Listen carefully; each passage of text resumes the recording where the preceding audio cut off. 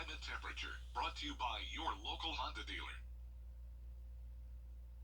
A big warming trend in store for the CSRA. I'll let you know just how warm temperatures will be. Right now on News Channel 6 at 11, former President Jimmy Carter now in hospice care. How a local political leader honors him by remembering his career. Plus, a shooting in a well-known bar near Georgia Southern. Students speak out about safety.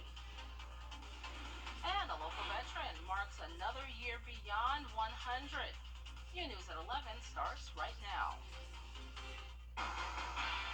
Live from Television Park, this is Wjbf News Channel 6 at 11. Good evening, I'm Renetta Dubose, and thank you so much for joining us. Coverage you can count on begins with local reaction to the news of former President Jimmy Carter entering into hospice care. News Channel 6's Bria Smith speaks with political organizers in the area who recall his work. Before he was America's 39th president, he was Georgia's 76th governor. Before that, Jimmy Carter was just a peanut farmer. I think no matter what side of the aisle you're on, you could agree that he always was putting the people of Georgia and their interests first. Emily Green, a Democratic leader in the Augusta area, is grateful for Carter's work in agriculture in the Peach State. We, at the end of the day, know that agriculture and farming, the business, is a livelihood for so many people in Georgia, and that was for him as well. She told News Channel 6 she wore her peanut pendant for one reason. Peanuts and Georgia and Jimmy Carter, they're synonymous. I even have the peanut necklace from his 1976 campaign that my great aunt gave my mother in the 70s. So I was very lucky to be able to be gifted this several years back. And, you know, you look at it, you just always think Jimmy Carter. Aside from all that, she says Carter was just a good person. He championed environmental rights. He believed in helping people less fortunate. Believes he's still with us for now. He believes in universal health care. Carter is known for his other accomplishments like winning the Nobel Peace Prize in 2002. Just a good person. You know, he put the law before everything. He gave up his beloved peanut farm to be governor, to be the president, and he's always been a shining example of humanity. You know, he's had a long marriage to his wife, Rosalind, always helping the people of Georgia. As it stands, Carter is the oldest living U.S. president. In Augusta, Bria Smith, WJBF, News Channel 6. Bria, thanks for that report. An update to a story we've been following since last night. Columbia County Sheriff's Office arrested the man deputies spent hours searching for in a Martinez subdivision. Deputies arrested 42-year-old Richard Dahlheimer just after 3 o'clock this afternoon. That capture took place after a more than 24-hour search of him in the Westlake area. The Sheriff's Office reported on its Facebook page that Dahlheimer was placed in custody, taking him from a home in handcuffs. Major Stephen Morris tells News Channel 6 the suspect has numerous warrants and was wanted for multiple crimes throughout the CSRA.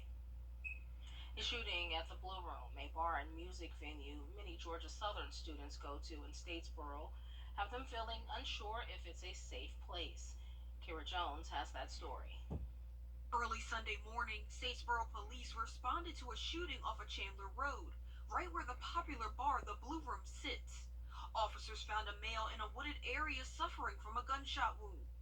Georgia Southern's campus sits directly across the street where the incident happened, and students say they are fearful to go out now. I mean, I'm a frequent visitor at that bar, and that's a little concerning. I've never been super concerned about my safety here. I've felt safe at Georgia Southern, but that is a little bit concerning. Another student says university officials always alert students and staff of a threat, but says he never received any communication. I hope that they're just more active about letting us know what's going on, what can happen, and what has happened, because it's really worrying when something happens on campus really close to you and you don't know about it until someone else who's not even like an official or a staff or like even the school that's supposed to, that you're paying to let you know things.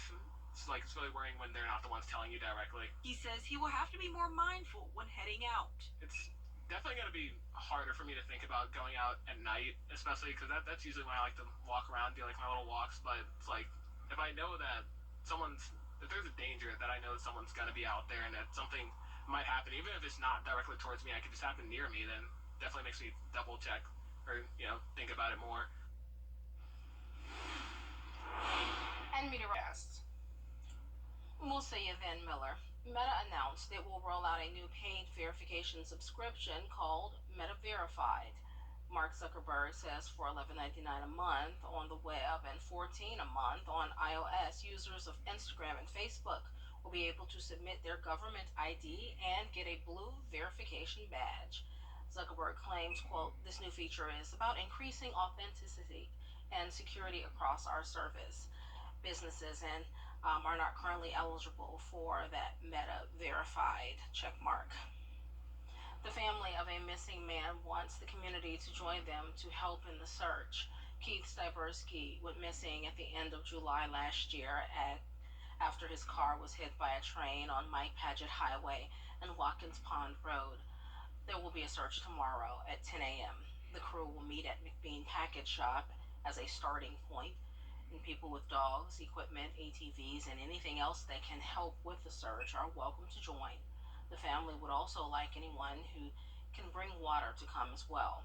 Anybody with information on where Styberski might be should contact the Richmond County Sheriff's Office.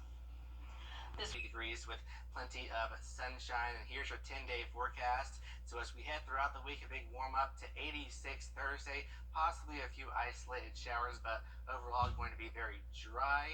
And then as we head towards Saturday, a big drop to 58, but then back up to 83. Just those changes. Yes, the roller coaster. It's interesting. It's winter. Yes. All right, thanks, Miller. Coming up, we have the latest on the Ohio train derailment. Norfolk Southern faces lawsuits after the toxic spill. Those details when we come back. The WJBF Live Viper 6 Skyview Network is sponsored by Terry Lambert Hyundai. Low prices, big selection, and committed to quality customer service. Norfolk Southern facing numerous lawsuits after a toxic train derailment in Ohio. The CEO of the company promising to do right by residents, but the community is growing more frustrated. Here's Phil Lipoff. More than 2 weeks after that toxic train derailment in East Palestine, Ohio, the company's CEO visited the disaster site for the second time. I'm here to support the community. Alan Shaw meeting with local leaders and pledging to do right by the residents who have been impacted, saying in a statement, I shared how deeply sorry I am this happened to their home. We are going to do the right things to help East Palestine recover and thrive again. But frustration is mounting in the community. I'm 53. I've had 2 headaches in my life, and I feel like I've had one every day since the controlled burn. Shelby Walker lives within feet of the train tracks and says her family has been dealing with sore throats, eye infections, and headaches over the past 2 weeks. I will never be comfortable in my home. Environmental experts say the equipment used to monitor the chemicals may not be providing enough information. We just don't have the information we need to understand what chemicals may be present. We know it started as vinyl chloride, but as soon as you burn that, all bets are off. You have a lot of chemical byproducts that can happen from a combustion process like that. Norfolk Southern is facing a class action lawsuit from residents. The biggest issue is just not feeling like they're getting a straight story as far as what they should or shouldn't do, whether or not it's safe to live in their home and enjoy as they normally would in a daily basis. The suit alleges the railway company's negligence led to a 1 million pound plus chemical burn pit and the spread of chemical toxins. Phil Lipoff, ABC News, New York. Up next, a big night for women's basketball and the results of the Genesis Invitational. Here's next.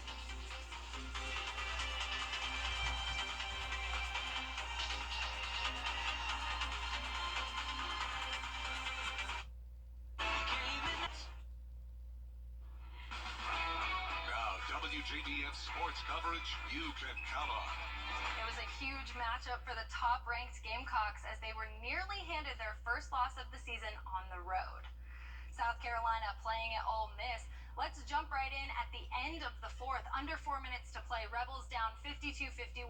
Beal dribbles into traffic and banks in the jumper. Gamecocks stretch the lead to 4. Less than 3 to go. Ole Miss trails 54-51. Rebels on a fast break, and Angel Baker kisses it off the glass for 2. We got a 1-point game. About 1:30 left in the game. Rebels down 54-53. Baker comes off the screen. She steps back, and the ball rattles in. Rebels take their first lead of the game. Boston down low, struggling to get her shot to go in, gets fouled on the third attempt, and Boston misses the second. 35 seconds to play. Still a 1-point game. Baker airballs a jumper, and Boston gets fouled, goes to the floor trying to grab the rebound. She'll go to the line. She'll shoot 2 more. Boston knocking down the second free throw. That will tie the game right there. 5 seconds left. Score knotted at 55. Marquisha Davis goes down with the ball and pushes it out of bounds. That is a critical turnover for Ole Miss, and South Carolina calls a timeout to advance the ball. Score still tied at 55 with 1.5 on the clock. Boston gets it off in time, but it won't fall, and we are headed to overtime. Start of overtime, Cook, she buries the first jumper right here, and back in front are the Gamecocks. Couple minutes later, the Rebels down 59-55. Mia Taylor knocks down a jumper from the wing. We're back within 2. On the other end of the floor, Gamecocks up 59-57. Boston turnaround jumper. South Carolina up 61-57. And lastly, under 2 minutes, Gamecocks up 4. Cook on a fast break, pulls up from the block for 2. Gamecocks up 6, and that'll do it. Gamecocks, they hold on in overtime to beat Ole Miss 64-57.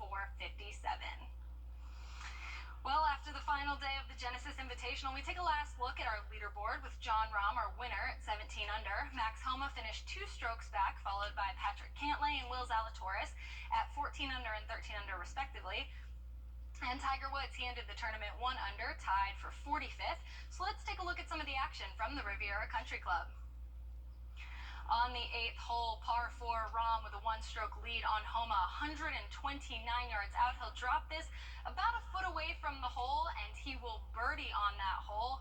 That is an exciting putt. Homa, he's going to try to save par on 8. He pushes the putt just a little bit to the right. He will end up bogeying on the hole, and we're moving on to the 10th. Homa putting for birdie. He sinks the birdie putt, and we're tied at the top of the leaderboard. Rahm putting for par on 12th. He's asking the ball, what are you doing? He banks it a little bit. That's okay. He doesn't get the break he was looking for there, but he gets it here as he sinks this hole and takes a 1-stroke lead. He is rightfully excited, and he definitely capitalizes on that off the tee of the 16th. He still takes a 1-stroke lead. Absolutely beautiful shot. He's going to sit it about 3 feet from the hole. What a shot by Rahm. He would birdie that hole, and that would be enough to secure him the victory. Here's Tiger Woods, lastly, less than 24 months after his accident, finished all 72 holes and ended the tournament at 1 under. We love to see it. It certainly was a little bit more difficult than I probably let on. My team has been fantastic of getting my body recovered day to day, and getting me ready to play each and every day. And then, that's the hard part that I can't simulate at home. No matter, even if I played 4 days at home, it's not the same as adrenaline. That wraps up the Genesis Invitational as John Rahm gets his 10th career PGA Tour win and his 3rd this season. Renetta, back to you. All right, Kara, thanks. Coming up, why in a relationship, communication is key for some, but how much does someone spend communicating with their significant other? We'll explain later.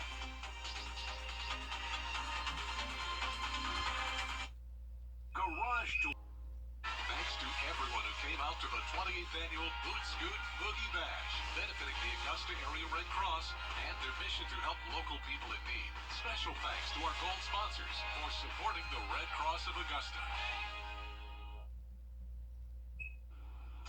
So when starting your next relationship, Miller, you might text and call each other frequently, but a new study says that doesn't last that long. At the start of the relationship, couples tend to spend an average of 41 minutes on the phone and send 15 messages a day. But that number drops after about a year. 60% of couples say they communicate less than they did in the initial start of the relationship. Researchers also found most daters won't even entertain a second date if you did not respond at least 2 days after the first one. Is that the new rule? If it's 2 days, I don't know. I've been in a relationship for a while, but is that the dating rule? If they don't respond within 2 days, we're not doing a second date? Yeah, but that's kind of rude. Like with anything, even if I email you, If you email me in a business setting, like email me back. okay. I would love it if you emailed like a significant other, like a date, just like an email. Hey, can we do another date? Please respond. Miller, did you get a chance to do I said a day would be good.